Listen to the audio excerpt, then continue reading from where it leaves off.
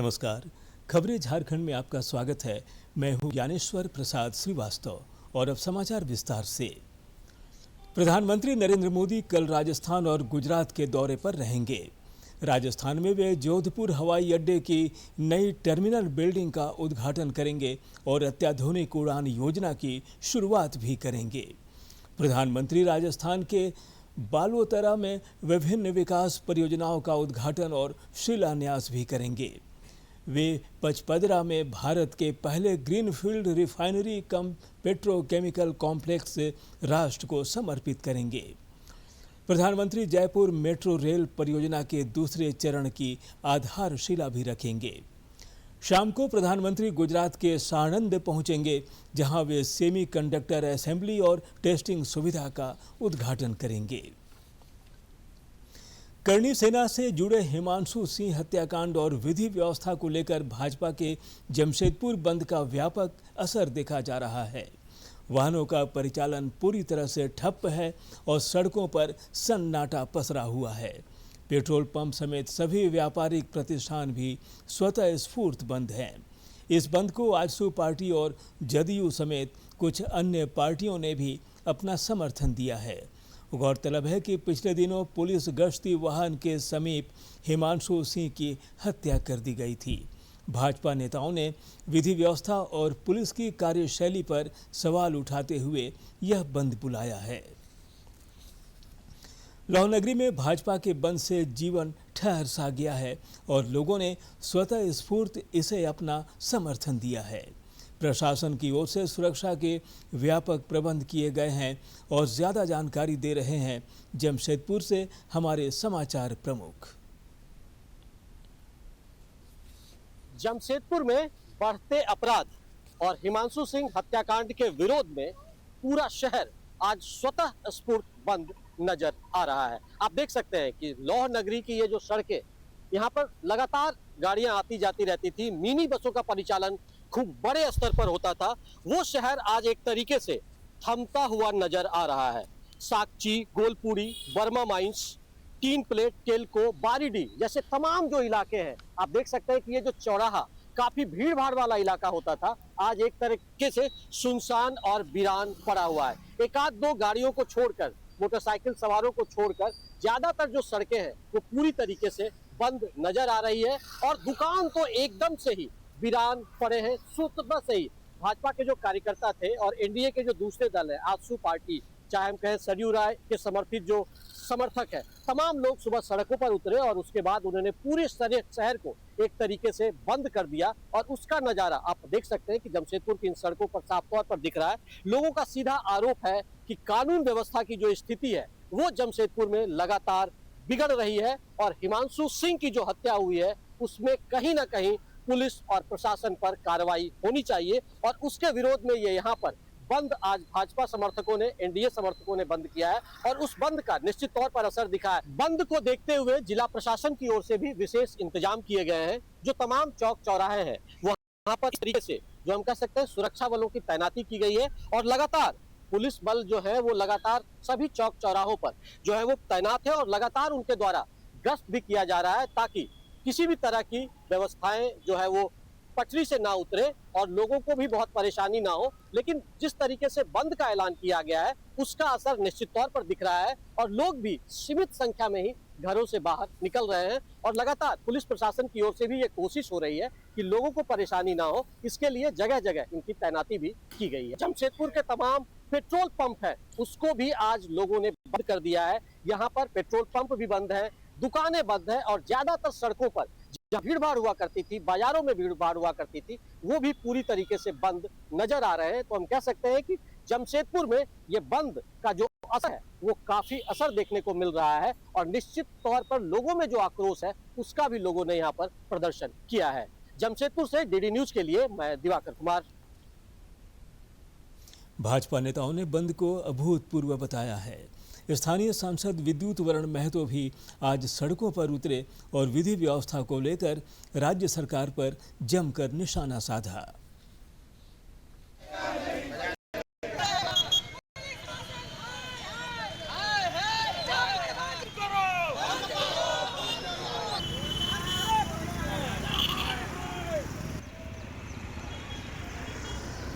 आज ये बंद के मामले में इतना जो अपार जन समर्थन है, इसमें आप समझ सकते हैं लोग कितना त्राहिमाम कर रहा है लॉ एंड ऑर्डर को लेकर।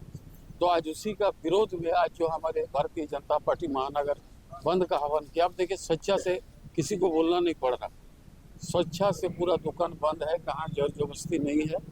और लोग ने इस बंदी को समर्थन किया ताकि सरकार का आंख खुले और ये गाड़ी चेकिंग छोड़कर लॉ एंड ऑर्डर पर ध्यान दें, ताकि किसी असहाय और कोई बेगुनाह का हत्या ना हो। जिस तरह की हत्या जघन्य अपराध हुआ, उसका विरोध में आज हम लोग बंद का आह्वान किया। इधर पार्टी के प्रदेश प्रवक्ता अभय सिंह ने समर्थकों के साथ साकची गोल चक्कर के नजदीक राज्य सरकार के खिलाफ जोरदार प्रदर्शन किया। उन्होंने कहा कि राज्य की कानून व्यवस्था बद से बदतर होती जा रही है। नहीं चलेगा, नहीं चलेगा।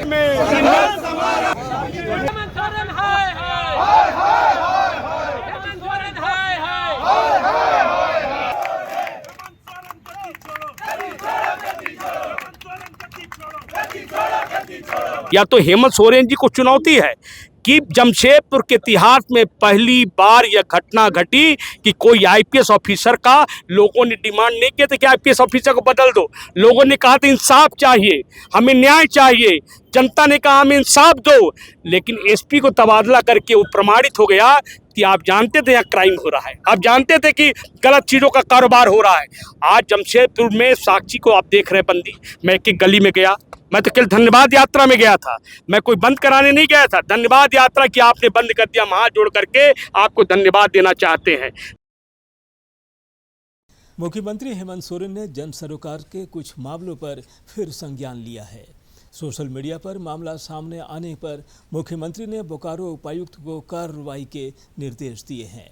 यहाँ एक बुजुर्ग दंपत्ति को पेंशन का इंतजार है, उनका एक दिव्यांग बेटा भी है।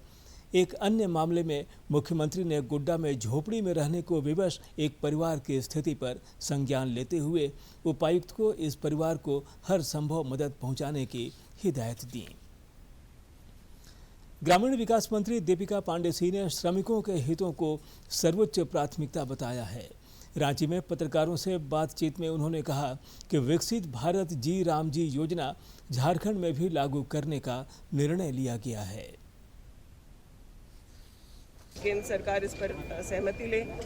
पिछले दिनों जो राष्ट्रीय सम्मेलन भी विभाग के द्वारा केंद्रीय मंत्री के द्वारा बुलाया गया था, वहाँ भी हम लोगों ने अपनी बात रखी कि कोई भी नीति निर्धारण होता है तो जो हम लोगों का फेडरल स्ट्रक्चर में अधिकार है, राज्यों से सहमति लेकर के योजनाओं के इम्प्लीमेंटेशन के लिए तो बैठकें होती रही हैं, लेकिन कोई नीति निर्धारण कर रहे हैं तो सभी राज्यों की से चर्चा करके अगर यह होता तो ये बेहतर होता है। लेकिन हम लोग राज्य के मजदूरों के हित में, क्योंकि हम लोग के यहाँ से पलायन बहुत है, तो माननीय मुख्यमंत्री जी ने कैबिनेट में इस बात पर सहमति दी है कि हम लोग बीबी ग्राम जी को लागू करेंगे और 40% का अतिरिक्त वित्तीय बोझ राज्य उसको वहन करने के लिए अपनी तैयारी करेगी। वित्त मंत्री राधाकृष्ण किशोर ने अपने सुरक्षा कर्मियों और वाहनों को लौटा दिया है, जिसके बाद सत्ता शीर्ष में एक बार फिर खींचतान की खबरों को बल मिला है। डीजीपी को लिखे पत्र में वित्त मंत्री ने कहा कि उन्होंने आवश्यकता अनुसार 4 वाहनों के आवंटन के लिए आग्रह किया था। इसके बावजूद एक वाहन को पुलिस मुख्यालय वापस करने का नोटिस जारी किया है, जो उनके लिए अपमानजनक है। इसलिए वे वाहन सहित पुलिस बलों को वापस कर रहे हैं। इधर भाजपा ने इस मामले पर तीखा तंज कसा है।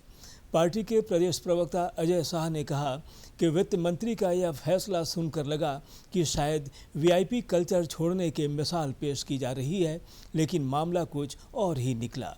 मंत्री जी ने अपने काफिले के लिए अतिरिक्त गाड़ियों की मांग की थी। मांग पूरी नहीं हुई तो वे नाराज हो गए और अंगरक्षक ही वापस कर दिए। श्री शाह ने कहा कि कुल मिलाकर यह मामला सुरक्षा से जुड़ा नहीं, बल्कि गाड़ियों की संख्या की थी।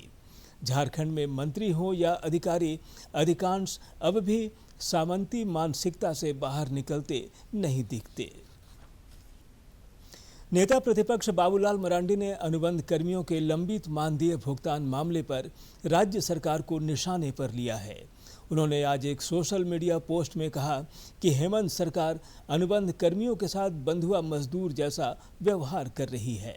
सरकार चुनाव के समय नियमित करने और वेतनमान बढ़ाने जैसे लुभावने वादे कर बरगलाने का काम करती है, लेकिन सत्ता मिलते ही प्राथमिकता पूरी तरह बदल जाती है। उन्होंने मुख्यमंत्री से लंबित मानदेय भुगतान सुनिश्चित करने की मांग की है। नेता प्रतिपक्ष ने कहा कि स्वास्थ्य कर्मियों का सम्मान केवल भाषणों से नहीं बल्कि उनके परिश्रम का समय पर उचित भुगतान करने से ही सिद्ध होगा। रांची में साइबर सुरक्षा और AI जागरूकता पर कार्यशाला का आयोजन हुआ। इस दौरान विधानसभा अध्यक्ष रविंद्रनाथ महतो समेत अन्य वक्ताओं ने डिजिटल युग में डेटा प्राइवेसी और सुरक्षित इकोसिस्टम निर्माण पर जोर दिया। द एशिया फाउंडेशन, बाल कल्याण संघ और साइबर पीस के संयुक्त तत्वावधान में साइबर सुरक्षा और AI पर कार्यशाला हुई। रांची के धुरवा स्थित पुराना विधानसभा सभागार में आयोजित कार्यशाला में विधानसभा अध्यक्ष रविंद्रनाथ महतो ने सतर्कता के साथ तकनीकी उपकरणों के प्रयोग की सलाह दी। करवाए थे और हम लोग हमेशा साइबर फ्रॉड से बच के रहने के लिए लोगों को अवेयर करते हैं और साथ साथ जो लोग साइबर फ्रॉड के शिकार हो गए हैं, वैसे व्यक्तियों को कानून का मदद उन तक पहुंचाने के लिए भी हम लोग प्रयास करते हैं। कार्यशाला के दौरान विशेषज्ञों ने साइबर क्राइम से बचने के तरीकों, AI के सकारात्मक प्रयोग, फैक्ट चेक संबंधी कई जानकारियां दी। उन्होंने कहा कि किसी भी अनजान व्यक्ति को अपनी व्यक्तिगत जानकारी साझा करने और अनजान लिंक पर क्लिक करने से बचना चाहिए। साइबर सुरक्षा के बारे में ये लोगों को मतलब हेल्दियर करता है कि वो अपने मतलब कॉन्फिडेंट रहें, वो लोग सेफ रहें, ताकि उनके इस जो टेक्नोलॉजी को यूज़ करने में कोई परेशानी ना हो। संचार साथी भी हमें काफ़ी सारी चीज़ें प्रोवाइड करते हैं। एक है उसका फीचर टैफकॉप, आप सर्च कीजिए TAFCOP। टैफकॉप सर्च करने के बाद अपना मोबाइल नंबर डालिए और आपको पता चल जाएगा आपके नाम से कौन से मोबाइल नंबर अन्य जगहों पे रजिस्टर्ड, जो नहीं है आप उसको तुरंत जा करके डीरजिस्टर करा लिए, क्योंकि साइबर क्रिमिनल आपके नाम पे ऑपरेट करेंगे और फिर पता चलता है कि आप बन जाए कड़ी उस क्राइम की। कार्यशाला में शामिल राज्यसभा सांसद महुआ माझी ने कहा कि साइबर क्राइम से निपटने के लिए जागरूकता और कानूनों का अनुपालन जरूरी है।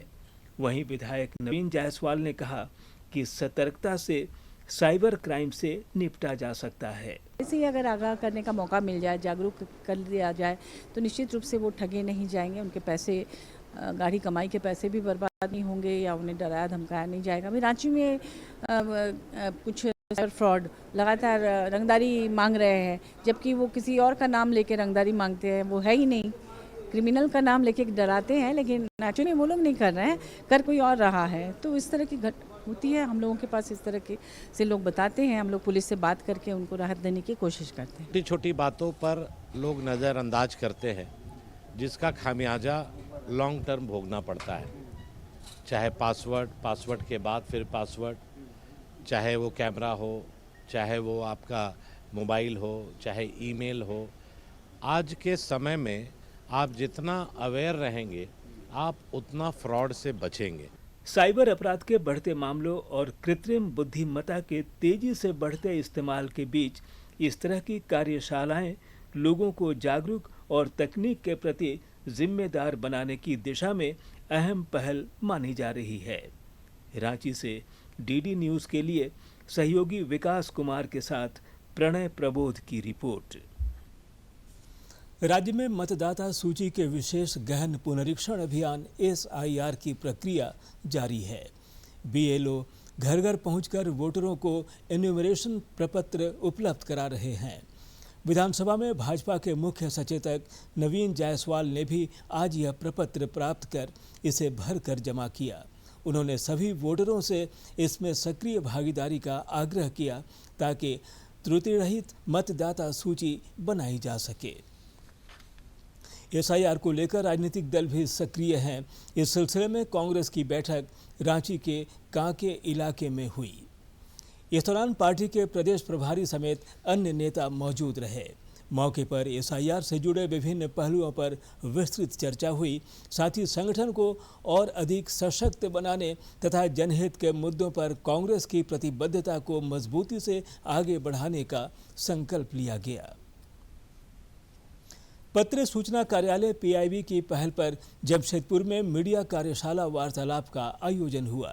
इस दौरान वक्ताओं ने केंद्र सरकार के विश्वास, विकास और जन कल्याण की यात्रा की चर्चा की। उन्होंने कहा कि प्रधानमंत्री नरेंद्र मोदी के नेतृत्व में केंद्र सरकार के 12 वर्षों के दौरान विकास और जन कल्याण के अभूतपूर्व कार्य हुए हैं, जिससे समाज का हर वर्ग और हर क्षेत्र लाभान्वित हुआ है। मौके पर पद्मश्री बलबीर दत्त और सूचना एवं प्रसारण मंत्रालय अंतर्गत विभिन्न इकाइयों के प्रमुख मौजूद रहे। जैसा कि आपको पता है, पीआईबी का मैंडेट है, ऑफिशियल मैंडेट है कि हम गवर्नमेंट ऑफ इंडिया के प्रोग्राम के बारे में लोगों को बताएं, और लोगों को बताने के क्रम में पहली कड़ी मीडिया की होती है। मीडिया चाहे प्रिंट हो, इलेक्ट्रॉनिक हो, सोशल मीडिया हो या किसी तरह का। और चूंकि संविधान में मीडिया एज सच अलग से कैटेगराइज नहीं है, वो हमारा जो फंडामेंटल राइट है, राइट टू फ्री स्पीच। प्रधानमंत्री नरेंद्र मोदी की जो योजना है, किसानों को लेकर के पिछले 12 वर्षों में उत्थान के काम किए गए, उसका किस तरीके से जमीन पर इम्पैक्ट हुआ है, और एक जो कह सकते हैं किसानों की तस्वीर और तकदीर दोनों बदली है, उस पर मैं थोड़ा बात करूंगा। क्योंकि बहुत सारे ऐसे स्कीम्स प्रधानमंत्री नरेंद्र मोदी ने शुरू किए। जैसे पहले अगर हम शुरू करें बीज से बाजार तक, बीज भी सरकार पहुंचाएगी किसानों के पास और बाजार तक उनके प्रोडक्ट को पहुंचाएगी। उसमें एमएसपी का भी बहुत बड़ा रोल है, और बहुत सारी ऐसी योजनाएं हैं जिसका कि जिक्र करना बहुत जरूरी है। और इन तमाम तरह की योजनाओं के जरिए हम कह सकते हैं कि पिछले 12 वर्षों में जो भारतीय कृषि है और यहाँ के जो किसान है, उनके जीवन में क्रांतिकारी बदलाव आया। मीडिया संस्थान खोलो, लोगों को जागरूक करो, लोगों को अवेयर करो। सबसे बड़ी पूंजी आपकी हमारी वही है कि लोगों को कैसे हम अवेयर करें। मेरा फिर से अनुरोध होगा कि जो भी आप लोग यहाँ से लेकर के जाएं, उसको अपने समाचार पत्र में जो भी मीडिया माध्यम है आपका, इलेक्ट्रॉनिक, प्रिंट, डिजिटल, उसमें एक खबर बनाएं कि इन चीज़ों पर ऐसे डिस्कशन हुआ। जो बुकलेट आपको फोल्डर में मिले हैं, उसमें कई सारी ऐसी योजनाएं हैं जो धरातल पर है, अच्छे तरीके से संचालित हो रही हैं, चल रही हैं। उनके बारे में उसको बाई सीरीज आप लोग निकाल सकते हैं, जिससे लोग लाभान्वित हों। आज से श्री अमरनाथ जी यात्रा का शुभारंभ हो गया। इसके साथ ही बाबा बर्फानी के पावन दर्शन के लिए देश भर से श्रद्धालुओं का आस्था और भक्ति से भरा यह दिव्य सफर शुरू हो चुका है।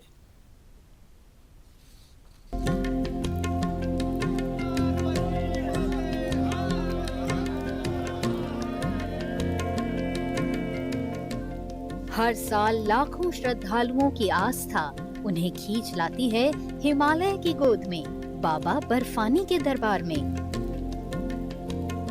श्री अमरनाथ जी यात्रा सिर्फ एक तीर्थ नहीं, बल्कि विश्वास, भक्ति और आध्यात्मिक शांति का अद्भुत संगम है।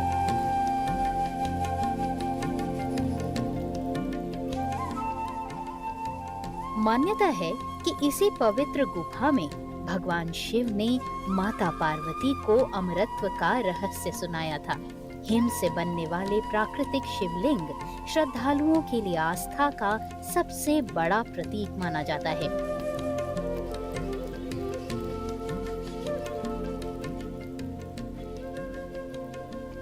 जुलाई से हो रही अमरनाथ जी यात्रा 2026 को सुरक्षित और सुगम बनाने के लिए सरकार और प्रशासन पूरी तरह तैयार है। विशेषकर सेना, सीआरपीएफ, पुलिस, स्वास्थ्य विभाग और प्रशासन सभी मिलकर श्रद्धालुओं की सुरक्षा और सुविधा सुनिश्चित कर रहे हैं। रास्ते में मेडिकल कैंप, लंगर, हेल्प डेस्क और आधुनिक निगरानी व्यवस्था भी तैयार की गई है। यहाँ से 2 तारीख को जो है पहला जत्था जो है वो यात्रा के लिए जम्मू से फ्लैग ऑफ किया जाएगा ऑनरेबल एलजी साहब की तरफ से, जो कि 2 तारीख को पहुँचेगा। वहाँ पर बालटाल और पहलगाम कैंप पे 3 तारीख को दर्शन करेंगे और यहाँ पर 1 तारीख को जो है तत्काल रजिस्ट्रेशन जो है यहाँ पे खोला जाएगा। इसके अलावा RFID कार्ड सेंटर जो है वो भी खोले जाएंगे और सभी जगह इनके अकोमोडेशन की पूर्ण व्यवस्था की गई। अमरनाथ यात्रा को लेकर जम्मू से कश्मीर तक फुल स्केल ड्राई रन किया गया, जिसमें सुरक्षा व्यवस्था, इमरजेंसी रिस्पांस और अलग अलग एजेंसियों के तालमेल को परखा गया। सबसे पहले जो यात्रीगण आते हैं ये हमारे फ्रिस्किंग पॉइंट पे आते हैं। यहाँ से सारी गाड़ियों से सभी लोगों को उतार करके उनके सारे सामान को एक्सरे बैगेज के माध्यम से गुजारा जाता है। साथ ही साथ सीआरपीएफ की यहाँ पे बम डिस्पोजल स्क्वाड टीम और डॉग स्क्वाड की टीम्स होती है, मल्टीपल टीम्स होती है, जो कि हर एक सामान का और गाड़ियों की जांच करती है ताकि पहलगाम शहर में किसी प्रकार का कोई अनवांछित तत्व यहाँ प्रवेश ना कर सके। तो ये यहाँ पे उसके पश्चात यहाँ से प्रॉपर सर्च होकर के सभी लोग सामान की जांच कराने के पश्चात नुनवान बेस कैंप में प्रवेश करते हैं। अमरनाथ यात्रा के दौरान पूरे मार्ग और बेस कैंप में 100 से अधिक लंगर लगाए जा रहे हैं, जहां श्रद्धालुओं के लिए पूरी तरह से मुफ्त भोजन, चाय और नाश्ते का इंतजाम रहेगा। पिछले 28 वर्षों से ये भंडारा लगाया जा रहा है जी। यात्रा के लिए कह जाएंगे कि जी आप बड़ी खुशी से और अपने पूरे जोश के साथ आएँ, पर जोश में अपना होश ना खोएं और जो भी सुविधाएं दी गई हैं उनका प्रॉपर प्रयोग करें और ये ध्यान रखें कि आपके बाद भी यात्रियों ने आना है। आस्था का ये पावन सफर जम्मू कश्मीर की संस्कृति, पर्यटन और अर्थव्यवस्था से भी गहराई से जुड़ा है। बस अब इंतजार है बाबा बर्फानी के जयकारों का।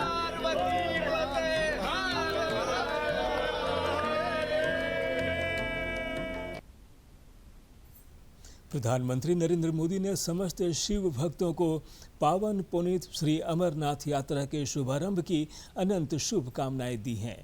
उन्होंने श्रद्धालुओं को एक पत्र भी लिखा है। प्रधानमंत्री ने बाबा बर्फानी के दर्शन से जुड़ी श्री अमरनाथ यात्रा को आध्यात्मिक परंपरा और सांस्कृतिक एकता का शाश्वत अध्याय बताया है। इस पत्र में श्री मोदी ने 5 संकल्पों स्वच्छता, सुरक्षा पालन, वोकल फॉर लोकल, एक पेड़ मां के नाम अभियान और राष्ट्र प्रथम की भावना पर भी जोर दिया।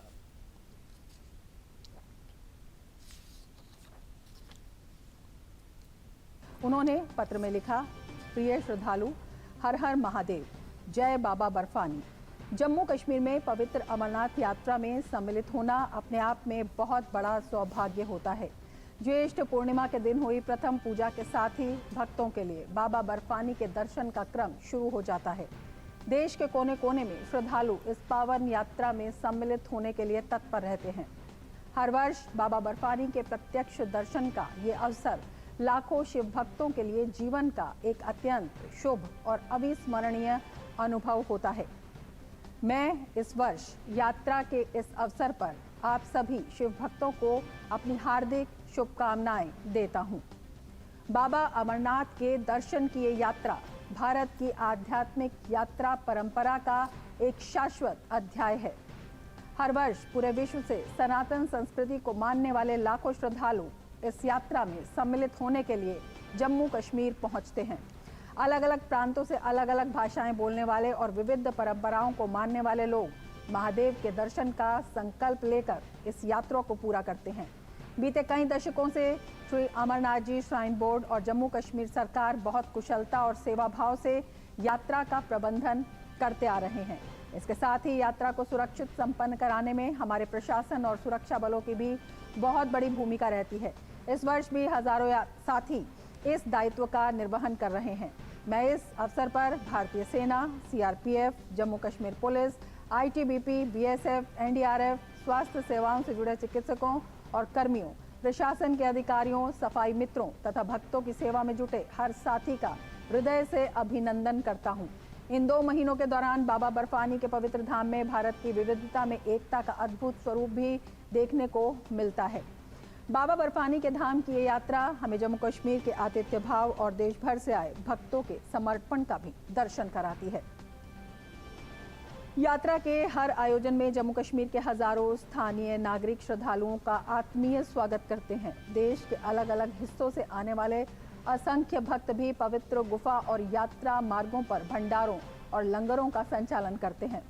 निस्वार्थ सेवा की ये भावना हमारी सनातन संस्कृति और सर्वे भवन्तु सुखिना के आदर्श की सजीव अभिव्यक्ति है। इस वर्ष मैं अमरनाथ यात्रा पर जा रहे सभी श्रद्धालुओं से कुछ संकल्पों का आग्रह करना चाहता हूं। पहला संकल्प, हम अमरनाथ यात्रा के दौरान स्वच्छता के नियमों का पालन करें और पूरे यात्रा मार्ग में स्वच्छता बनाए रखने में अपना योगदान दें। दूसरा संकल्प, हम प्रशासन के सभी आदेशों, यातायात के नियमों और सुरक्षा संबंधी निर्देशों का पूरी निष्ठा से पालन करें। यात्रा के दौरान बारिश की वजह से फिसलन और ठंड का विशेष ध्यान रखें। तीसरा संकल्प, हम वोकल फॉर लोकल की भावना से यात्रा के खर्च का कम से कम 10% उपयोग स्थानीय उत्पादों को खरीदने में करें। इससे जम्मू कश्मीर के परिवारों और युवाओं की आजीविका को भी बल मिलेगा। चौथा संकल्प, हम बाबा अमरनाथ यात्रा के समापन दिवस अर्थात रक्षाबंधन के अवसर पर अपने भाई या बहन को एक पौधा भेंट करें और एक पेड़ मां के नाम अभियान को आगे बढ़ाएं। पांचवा संकल्प, हम राष्ट्र प्रथम की भावना के साथ पूरे वर्ष अपने कर्तव्यों का ईमानदारी से पालन करें और विकसित भारत के निर्माण में अपना सक्रिय योगदान दें। मुझे विश्वास है कि बाबा अमरनाथ की दर्शन यात्रा सनातन धर्म की आस्था, भारत की सांस्कृतिक एकता और सेवा की परंपरा का एक भव्य महोत्सव बनकर पूर्ण होगी। मेरी कामना है बाबा अमरनाथ की असीम कृपा हम सभी पर बनी रहे। आपकी यात्रा सुरक्षित हो, मंगलमय हो और आपके जीवन में नई ऊर्जा, नई चेतना और नई आध्यात्मिक शक्ति का संचार हो। बाबा बर्फानी हम सभी को अपने कर्तव्यों के प्रति और अधिक समर्पित बनाएं ताकि हम मिलकर विकसित भारत के संकल्प को सिद्ध कर सकें। आप सभी को अमरनाथ यात्रा के लिए मेरी हार्दिक शुभकामनाएं।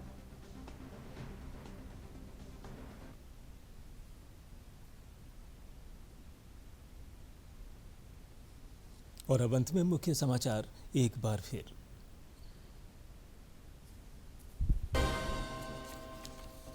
भाजपा द्वारा बुलाया गया जमशेदपुर बंद रहा स्वतः स्फूर्त, थमी शहर की रफ्तार। नेताओं ने शहर वासियों के समर्थन को बताया भूतपूर्व, दोषियों को कड़ी सजा देने की मांग। राधा कृष्ण किशोर ने लौटाया सुरक्षा काफिला, सत्ता के गलियारे में खींचतान की खबरों को मिला बल। भाजपा का तंज, अब भी मंत्री सामंती मानसिकता से बाहर निकलते नहीं दिखते। साइबर सुरक्षा और एआई जागरूकता पर रांची में कार्यशाला। विधानसभा अध्यक्ष समेत अन्य वक्ताओं ने डेटा प्राइवेसी और सुरक्षित इकोसिस्टम निर्माण पर दिया जोर। और पीआईबी की पहल पर जमशेदपुर में मीडिया कार्यशाला वार्तालाप। केंद्र सरकार के विश्वास, विकास और जन कल्याण की यात्रा पर सार्थक संवाद।